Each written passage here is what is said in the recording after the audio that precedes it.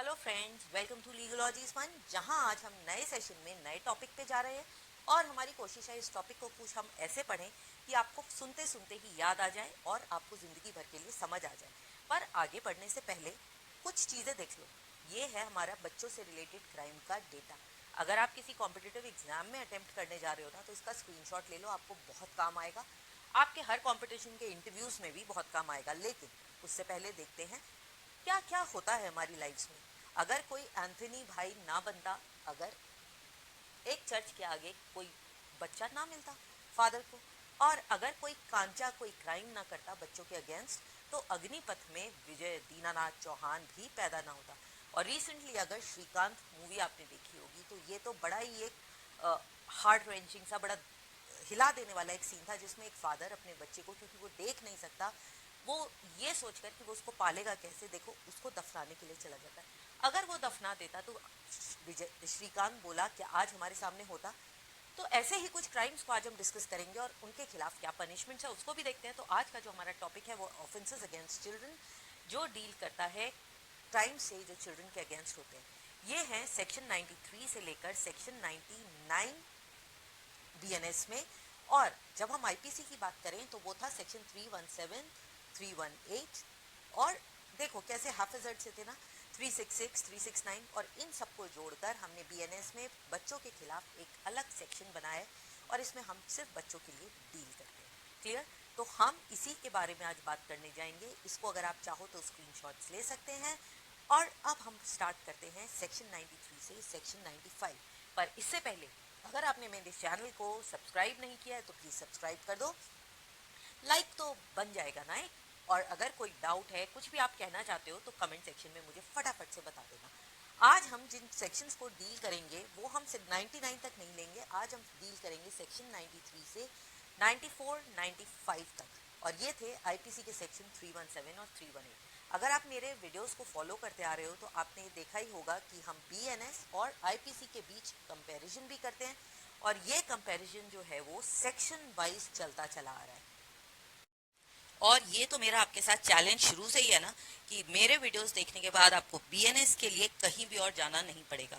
एक और चीज़ मैं याद दिला दूँ, हम यहाँ पर बहुत सारे केस स्टडी और केस लॉज पढ़ते हैं, जिससे कि आप लॉ को अपनी लाइफ में अप्लाई कर सकते हैं। और सारे ही जुडिशरी के एग्जाम्स या फिर जहाँ भी आपको इंटरव्यू करना हो वहाँ पर आप अटेम्प्ट कर सकते हो, क्योंकि हम केसेस के साथ साथ सेक्शंस को डिटेल्स में डिस्कस करते हैं। ठीक है, तो चलिए ज़्यादा टाइम वेस्ट करे बिना हम देखते हैं कौन कौन से सेक्शंस हम डील करेंगे। सेक्शन 93 जिसमें आता है एक्सपोजर एंड अबैंडनमेंट, मतलब बच्चे को छोड़ देना, किसी भी ऐसे बच्चे को छोड़ देना जो 12 साल से कम का है। सेक्शन 94 ये बात करता है बच्चे को बर्थ के बाद बच्चे की डेड बॉडी को डिस्पोज करना, जैसा हम अभी श्रीकांत की फोटो में मैंने आपको दिखाया था। हमारे देश में इन्फेंटिसाइड, मतलब बच्चों को स्पेशली अगर लड़कियां पैदा होती हैं तो उनको मारकर ऐसे ही उनकी बॉडी को दफना दिया जाता है। सेक्शन 95 जहाँ पर हम बच्चों को यूज़ करते हैं क्राइम के लिए। ये एकदम नया सेक्शन है जो आईपीसी में नहीं था। ऊपर वाले तो दोनों थे लेकिन ये नहीं था। इसकी ज़रूरत क्यों महसूस हुई, इसको भी हम देखते हैं। आजकल क्राइम के लिए आपको पता है जुवेनाइल जस्टिस एक्ट के अंडर बच्चों को तो ज़्यादा पनिशमेंट नहीं होती, तो आप बच्चों से कोई भी क्राइम करवा लो और उनको पनिशमेंट कम मिलेगी। पर अब कोर्ट ने ऐसा मना कर दिया है, अगर आप बच्चे से क्राइम कराओगे तो आप बच नहीं पाओगे। हम स्टार्ट करते हैं सेक्शन 93 से। सबसे पहला 92 तक हम अपने पिछले वीडियोस में कर चुके हैं। ये हमारा पहला सेक्शन है जिसमें हम देखते हैं exposure and abandonment of child under 12 years. ये किस पे लागू होता है, हमने इसको ब्रेक कर देते हैं, इसकी जो भी डेफिनेशन है, जिससे आपको आसानी से याद हो जाए। तो कोई भी, ये फादर हो सकता है, मदर हो सकती है, कोई मेल फीमेल ट्रांसजेंडर कोई भी हो सकता है, बीइंग द फादर और मदर ऑफ द चाइल्ड, मतलब माँ बाप के हो सकते हैं बच्चे के, या फिर कोई भी ऐसा व्यक्ति जो उस बच्चे का ख्याल रख लो। कई बार ऐसा होता है बच्चा अनाथ है, उसके माता पिता उसके लिए नहीं है, तो जो भी उसका ख्याल करेगा ये उन सब पे लागू होता है। और इसमें ऑफेंस क्या कमिट करना है उसे, कि वो जो है ऐसे बच्चे को किसी ऐसी जगह पर ये जानते बूझते छोड़ देता है कि वो बच्चा वापस नहीं आएगा। तो जानते बूझते किसी भी ऐसे बच्चे को पूरी तरह से छोड़ देना, ये इस ऑफेंस में आता है। अब इसमें देख लेते हैं पनिशमेंट क्या है। अब पनिशमेंट्स पहले तो आपको याद होगा, मैं आपसे ऐसे टेबल बनवाती थी कि आप यहाँ पर सेक्शन लिखो, यहाँ पर ऑफेंस लिखोगे और फिर यहाँ पर पनिशमेंट। फिर भी हम देख लेते हैं पनिशमेंट क्या है। पनिशमेंट है up to 7 years plus fine. पर अब आपको ये नोट करने की जरूरत नहीं है, मेरे हर वीडियो के एंड में आपको एक पूरा टेबल मिलेगा जो पूरे सेक्शन की सेक्शन भी कवर करेगा, ऑफेंस भी कवर करेगा और क्राइम भी। तो वीडियो के एंड में जाओ, उसका स्क्रीनशॉट लो और आपके पास पूरा टेबल तैयार है, अपने नोट्स रेडी रखो, बस अपनी कॉपी और पेन लेके बैठो, ठीक है। तो पनिशमेंट है इसमें up to 7 years plus fine. अब इसका एक एक्सप्लेनेशन देख लेते हैं जो BNS में दिया गया है कि ये section it is not intended to prevent the trial of offender for murder और कल्पेबल होमिसाइड। मतलब क्या है कि अगर हम किसी बच्चे को छोड़ देते हैं और ऐसा छोड़ते हैं कि वो बच्चे की डेथ हो जाती है, तो ऐसे में सिर्फ यही नहीं है कि हमने उसे अबैंडन किया और वो जो है 7 साल की सजा से ही बच जाएगा, नहीं, उस केस में उस पर मर्डर या फिर कल्पेबल होमिसाइड जो हम आगे वीडियोस में करेंगे उसका केस चलेगा। तो अब अगर आप समझो तो अगर यहाँ पर क्रिमिनल है या जो एक्यूज है वो है, ठीक है, और यहाँ पर कौन है जिसने पिटिशन डाला है, तो अब जो एक्यूज होगा वो तो ये दिखाने की कोशिश करेगा कि मैंने सिर्फ अबैंडन किया था तो मेरे को सजा जो है वो 7 साल की मिले। लेकिन जिसने केस किया है, जो प्रोसिक्यूशन है हमारा, वो ये दिखाने की कोशिश करेगा, वो इस पे फाइट करेगा कि ये सिर्फ अबैंडन नहीं किया, इस अबैंडनमेंट की वजह से उस बच्चे की डेथ हुई है, और अगर ये प्रूव हो जाता है उस बच्चे की डेथ हुई है तो फिर वो कल्पेबल होमिसाइड में जाएगा। और अगर ये प्रूव नहीं होता और एक्यूज्ड ये प्रूव कर देता है कि उसने सिर्फ अबैंडन किया था, डेथ उसकी वजह से नहीं हुई है, तो उसको यहाँ पर 7 years की पनिशमेंट मिलेगी। समझ में आ रहा है केसेस कैसे होते हैं। तो अब इसके हम जरा से एसेंशियल्स भी देख लेते हैं। क्या है इसके एसेंशियल्स? इसके एसेंशियल्स हैं कि बच्चा जो है वो 12 साल से कम की एज का होना चाहिए, रिस्पॉन्सिबिलिटी माता पिता पर ही नहीं है, कोई भी ऐसा जना जिसको बच्चे का ख्याल रखना होता है ये इसमें कवर्ड है। उसके बाद एक केस आया था emperor versus blank constitute crips and anothers, जिसमें ये केस चला था क्रेचेस और ऑर्फनेजेस पर। तो ये सिर्फ उसी पर ही नहीं है, ये लायबिलिटी जो है बच्चे का ख्याल रखने की वो डे केयर सेंटर्स, क्रेचेस, ऑर्फनेजेस, इन सब पे। और आजकल आप देखते होगे कितने ऐसे केसेस आते हैं जहाँ पर किसी अनाथालय में आप जाओ और देखोगे कि बच्चों के 10 बच्चों का डेथ हो गई, 12 बच्चों की डेथ हो गई। क्यों? क्योंकि नेग्लिजेंस है, उनका ख्याल नहीं रखा जा रहा है, उनको छोड़ दिया है या उनको वहाँ से जाने के लिए कह दिया, उनको खाना नहीं मिल रहा। अगर ऐसे ऑफेंसेस हैं तो यहाँ पर उनके अगेंस्ट क्राइम माना जाएगा। उसके बाद बच्चे को ऐसे छोड़ दिया, और छोड़ा क्यों है? ये जानते बूझते छोड़ा है कि बच्चा वापस नहीं आएगा, हमने उसको एक तरह से त्याग दिया। और अगर बच्चे की डेथ हो जाए तो वो यहाँ पर कवर नहीं होगा, ठीक है। ये जो केस दिए हुए हैं ये हम बाद में लेंगे, लेकिन आप यहाँ पर इसका स्क्रीनशॉट ले सकते हो। इसमें आपको डेफिनेशंस भी दिए हैं, इंग्रेडिएंट्स भी दिए हैं और केस का नाम भी दिया है। केस क्या है इसको हम अपने अगले वीडियो में डिस्कस करते हैं, ठीक है। तो यहाँ पर हम एक केस लेते हैं। वो केस किसका है? Champaben versus state of Gujarat. यहाँ पर आपको मैंने 3 दिए हैं, इसमें मैंने एक का एक्सप्लेनेशन नहीं दिया, अगर आप चाहो तो उसको भी आप फॉलो अप कर सकते हो। जो मैंने यहाँ पर दिया अगर आप चाहो तो इनको रीड कर लो फटाफट और अपनी कॉपी में ज़रूर नोट कर लेना। इसमें क्या हुआ था कि एप्लेंट्स जो है वो एक साथ जो है लेबर का काम करते थे, उनमें थोड़ी सी इंटीमेसी हुई और उसका नतीजा क्या हुआ कि एक लड़का पैदा हुआ, एक बेबी बॉय। अब दोनों एक्यूज जो है इसको छुपाना चाहते थे क्योंकि दोनों की शादी हो चुकी थी, तो उन्होंने उस बच्चे को 70 फीट के कुएं में ढकेल दिया और उसकी वजह से उस बच्चे की डेथ हो गई। तो यहाँ पर ये जजमेंट आया, इन लोगों ने क्या कहा कि हमने उसको जानते पूछते, ये जो लेडी थी उसने कहा कि मुझे तो पता ही नहीं था, और जो मेल था उसने कहा मैंने उसे सिर्फ अबैंडन किया था, उसको मारना नहीं था। लेकिन जजमेंट में ये आया कि इस वाले ऑफेंस में जो डेथ हुई है बच्चे की वो फेंकने की वजह से हुई है, अबैंडन करने की वजह से हुई है। इसलिए ये जो केस है ये सिर्फ इस सेक्शन में नहीं चलेगा, बल्कि ये सेक्शन 302 जो पहले था ताज़ीरात हिंद दफा 302 आपने सुना होगा ना, उसके अंडर मर्डर का चलेगा। तो समझ में आ रहा है ना किस तरह से ये फाइट्स होती हैं कोर्ट में और किस तरह से आप सजा दिलवाते हैं। अगला केस ये है जो है state of Uttar Pradesh versus Jagmohan. इसमें फैक्ट्स क्या थे? जगमोहन शर्मा जो एक्यूज था उसको ये था कि उसने अपने बच्चे को छोड़ दिया और किसी भी पब्लिक प्लेस में उसने बहुत ही छोटा बच्चा अपना बिल्कुल जो पैदा हुआ था उसको छोड़ दिया और इस वजह से बच्चे की डेथ हो गई थी एक्सपोजर और नेग्लेक्ट में। अब इसमें क्या हुआ था कि एक्यूज ने कहा कि जानते पूछते ऐसी जगह छोड़ा कि छोटा बच्चा है, क्या वो अपना ख्याल रख सकता है? तो ये लीगल इशू क्या था कि उसने जो छोड़ा बच्चे को जगमोहन शर्मा ने, क्या डेथ उसकी वजह से हुई या उसकी वजह से नहीं हुई? तो इस केस में भी उसको एक्यूज माना गया था, लेकिन यहाँ पर एक्यूज किसका था? मर्डर का नहीं माना गया था, सिर्फ अबैंडनमेंट का माना गया था। चलिए, it's now time to think. अब हम कोशिश करेंगे हर सेक्शन के साथ एक केस जरूर ले लें ताकि ये क्लियर हो जाए। ए ने जो है अपने नए बच्चे को पार्क में छोड़ दिया सर्दियों में बिना कपड़ों के, और उसे ये पता था कि अगर बिना कपड़ों के बिल्कुल न्यू बॉर्न बच्चे को छोड़ देगी तो वो एक्सपोजर से मर जाएगा। ए जो है एक पासर बाय था, उसने जो है पुलिस को खबर की, लेकिन तब तक इस एक्सपोजर से बच्चा मर चुका था। तो इसमें आप बताइए क्या होगा? ए ने क्या 93 सेक्शन के अंडर उसे पनिशमेंट होगी अबैंडनमेंट की, या फिर ए ने जो ऑफेंस किया है वो अबैंडनमेंट का भी है और मर्डर का भी है, या फिर एक्स जिसने जो पासर बाय था जिसने उसे देखा उसने उस बच्चे को नहीं बचाया, इसके लिए उसकी पनिशमेंट होगी, या दोनों? कोई भी यहाँ पर गिल्टी नहीं है। सोच के बताइए। इसका आंसर दूं या आप मेरे को कमेंट बॉक्स में दोगे? चलो कमेंट बॉक्स में दोगे दे दिया मैंने।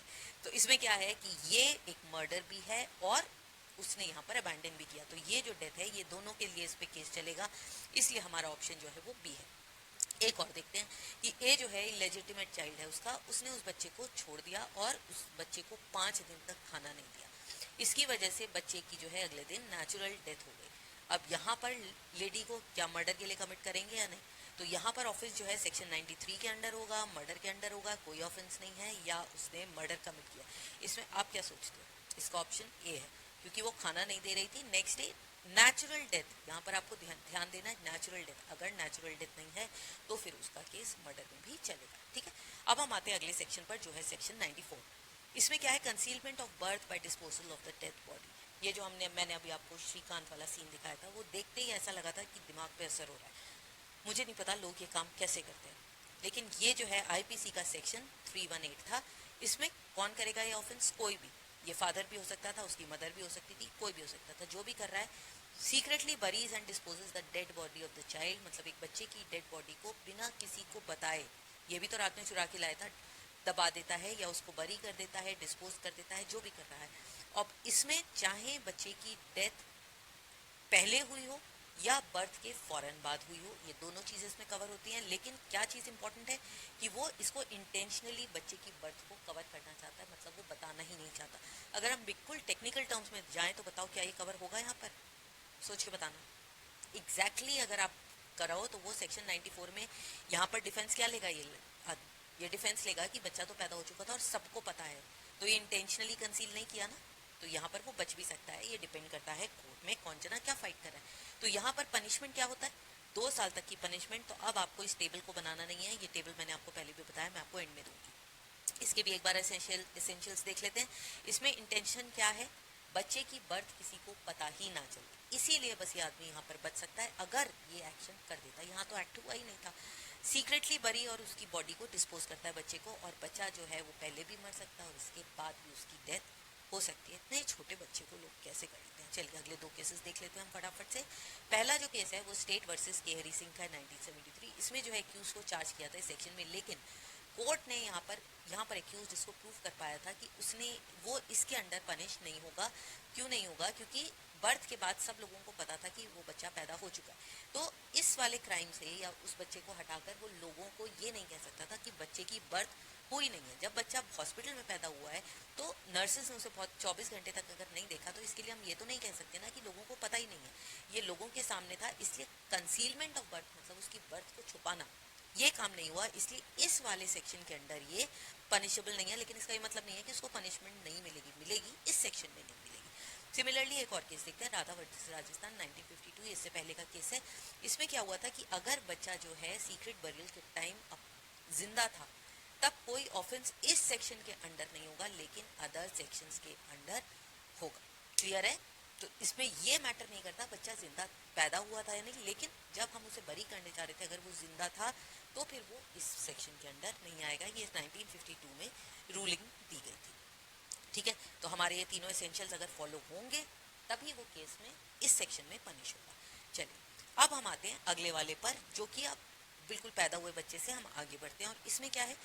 हायरिंग, एम्प्लॉइंग और engaging a child to commit an offence. किसी भी बच्चे को एम्प्लॉय करना कोई ऑफेंस कमिट करने के लिए। इसका कितना आसान तरीका, मतलब मेरे को सामने दुकान पर, मान लीजिए ये एक दुकान है और मेरे को यहाँ पर दिख रहा है कि बहुत सारी ज्वेलरी है, किसी बच्चे पे तो कोई शक नहीं करेगा। मेरे को यहाँ एक छोटा सा बच्चा दिखा और मैंने से कहा जाओ, उसे समझ ही नहीं है, वो तो छोटा है, जाओ और चलो मेरे साथ चलो, मैं वहाँ पर बैठी हूँ और तुम चुपके से वहाँ से ईयरिंग्स चुरा लेना।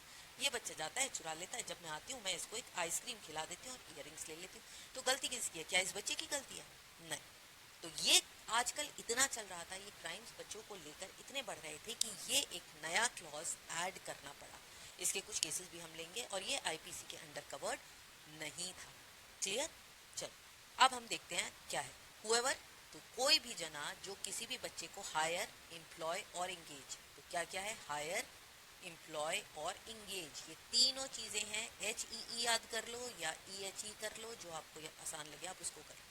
तो क्या या तो वो उसको किराए पे रख लेता है या उसे एम्प्लॉय कर लेता है। जैसे कई सारी पिक्चरों में आपने देखा होगा, अमिताभ बच्चन की मेरे को याद नहीं आ रही कौन सी पिक्चर थी, याद आए तो बताना, जिसमें वो पैसे नहीं उठाता फेंके हुए और उसके बाद वो लोग जो हैं उसको एम्प्लॉय कर लेते हैं और उसको पैसे देते हैं। अरे यही वाली पिक्चर अभी जो मैंने कांचा वाली करी थी अग्निपथ, उसमें भी तो यही था कि वो जो है चीना के अगेंस्ट वो जाता है और दूसरे गैंग को ज्वाइन कर लेता है जहाँ पर वो ड्रग पेडलिंग करना शुरू करता है। धीरे धीरे वो बचपन से ये काम करता है और धीरे धीरे वो बड़ा होकर एक परफेक्ट क्रिमिनल बन जाता है या किसी बच्चे से इंगेज करता है ताकि वो बच्चा एक क्राइम करे। तो इसमें पनिशमेंट क्या है? अब यहाँ पर देखो दो कंडीशंस हो सकती हैं। पहला, मैंने इस बच्चे को हायर किया कि जाओ तुम ये क्राइम करो, इसको मैंने अपने साथ लगा लिया। जब भी मैं कोई क्राइम करती हूँ मैं इसको अपने साथ ले जाती हूँ।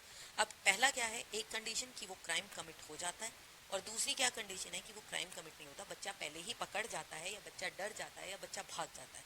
कोई भी कंडीशन हो सकती है। तो पहला है जिसमें क्राइम हो गया और दूसरा जिसमें क्राइम नहीं हुआ। दोनों में देखते हैं।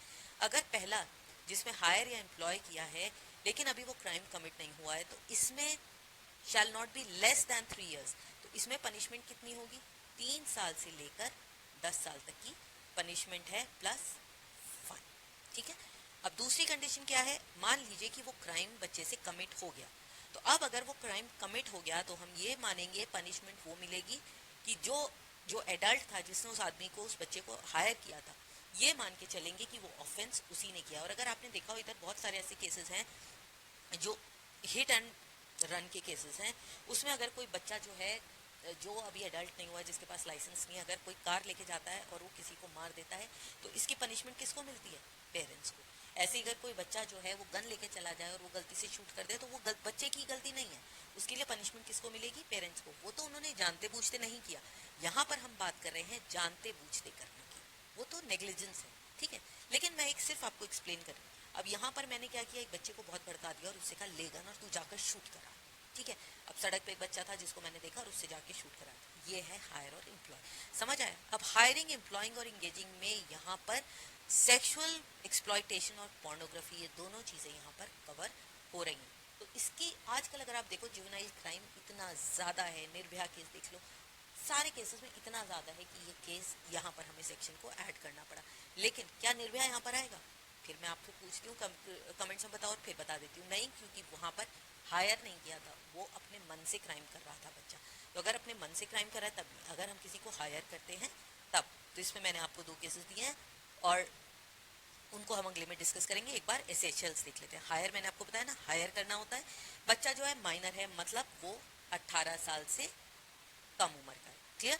और ऑफेंस अगर पनिश हो जाती है तो हम ये मानेंगे कि जो एडल्ट है जिसने उसे हायर किया है, ये उसने कमिट किया क्राइम। ओके। अब ये सब क्यों हुआ, चलो एक केस देख लेते हैं। चीनू पहलवान वर्सेस इरफान। इसमें क्या हुआ था, दिसंबर 2015 में 4 जुवेनाइल कॉन्ट्रैक्ट किलर्स, मतलब जुवेनाइल जो छोटे बच्चे हैं, वो एक कॉन्ट्रैक्ट किलर्स बन गए थे और इसका केस आया था करकरडूमा में। इसमें क्या हुआ था, चीना पहलवान एक गैंगस्टर था और उसको जो है 2 शूटर्स जो वहां पर पहले ही प्रेजेंट थे, कोर्ट में उसे जाना था और वहीं पर उसे 10 राउंड से इसको शूट कर दिया था।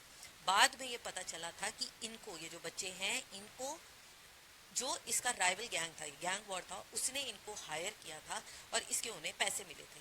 और हायर क्यों किया था? क्योंकि एज के अकॉर्डिंग उन्हें तो बस 3 साल की सजा होती, उन्हें रिफॉर्म होम में भेजा जाता, उन्हें कोर्ट में ना भेजा जाता। इसलिए अब ये ट्रेंड चल गया है कि बड़े बड़े जो गैंगस्टर्स भी हैं वो भी जो हैं वो यंगस्टर्स को ले लेते हैं। अब तो 16 साल से भी छोटे बच्चों को हायर कर लेते हैं, क्योंकि 16 से 18 तक तो वो फिर भी पनिश हो सकते हैं और इससे वो भी बच जाते हैं और जो बच्चे हैं उनको पैसे देकर किसी भी तरह हायर करके वो काम करा लेते हैं। तो जो पहले पिक्चरों में होता था अब असली में होता है। अब ये एक बिल्कुल रीसेंट है, अभी इसमें केस नहीं चला है कि बिश्नोई गोल्डी गैंग जो है, अभी सलमान खान पे अगर आपने सुना हो तो एक अटैक हुआ था उनकी लाइफ पर। तो यहाँ पर भी उन्होंने माइनर्स को हायर किया था सलमान खान को मारने के लिए। तो ऐसे बहुत सारे केसेस होते हैं जिनकी वजह से एक नया क्लॉज ऐड हुआ है। अब एक चलिए it's again time to think, case देखते हैं। ए जो है उसने एक बच्चे को हायर किया इलीगल ड्रग्स के लिए, जैसा कि इन पिक्चरों में आपने देखा था। अरे ये भी तो एक पिक्चर थी, कौन सी आप बता सकते हो कौन सी पिक्चर है? ये आप मुझे बताओ, मैं हीरो बता देती हूँ कौन है इसमें। रणबीर कपूर या सिंह, देख लेगा। और ये कौन सी पिक्चर थी? इसमें ये है मोइन। मोइन जो है ड्रग पेडलिंग करता है और अपने चौल के बच्चों से वो लोगों को ड्रग्स बेचता है, बच्चों से करवा कर, और उन्हें पैसे दे देता है। तो एक बच्चा जो है उसको पुलिस ने पकड़ा है और फिर उसके अकॉर्डिंग जिसने उसे हायर किया था उसको भी पकड़ लिया। अब आप मुझे बताओ कि ए ने, जिसने बच्चों को हायर किया था, उसको पनिशमेंट क्या मिलेगा? 3 साल का, या ए को वो पनिशमेंट मिलेगी ये मानकर कि ड्रग पेडलिंग वही कर रहा है, वो बच्चा नहीं कर रहा है। तो इसका आंसर बताओ, सिर्फ ए करेक्ट है, बी करेक्ट है, ए और 1 दोनों करेक्ट हैं, या कोई भी इन दोनों में से स्टेटमेंट करेक्ट नहीं है? बताओ। सी, ए और बी दोनों करेक्ट हैं। उसको जो है मिनिमम इम्प्रिजनमेंट 3 साल का तो मिलेगा, लेकिन ये भी माना जाएगा कि उसने ड्रग ट्रैफिकिंग खुद से करी है और किसी और ने नहीं करी। एक और देख लें कि एक गैंग लीडर जो है 14 साल के बच्चे को कहता है कि जाओ स्टोर से पैसे चुरा कर आ जाओ। जो बच्चा जो है वो चोरी करते देख लिया जाता है। अब यहाँ पर गैंग लीडर क्या करेगा? सेक्शन 95 में है। अच्छा, इसका तो मैंने आंसर दिया है, या नॉट गिल्टी, क्योंकि बच्चे ने अभी थेफ्ट पूरा नहीं किया, वो पकड़ गया। 97 या ऐसा कोई सेक्शन बीएनएस में है ही नहीं। अब बीएनएस में ऐसा सेक्शन आ गया है, और वो कौन सा सेक्शन है? सेक्शन 95। अगर आपको ये चैनल अच्छा लगा और समझ में आया हो तो प्लीज़ मेरे चैनल को शेयर करो, लाइक करो, सब्सक्राइब करो, और यार थोड़ा सा तो कमेंट करके बता दो कैसा लग रहा है। अब हम अगले वीडियो में इसके आगे बढ़ेंगे और ऐसे इंटरेस्टिंग वे में हम लोग को कवर करेंगे। See you in the next video, till then bye bye.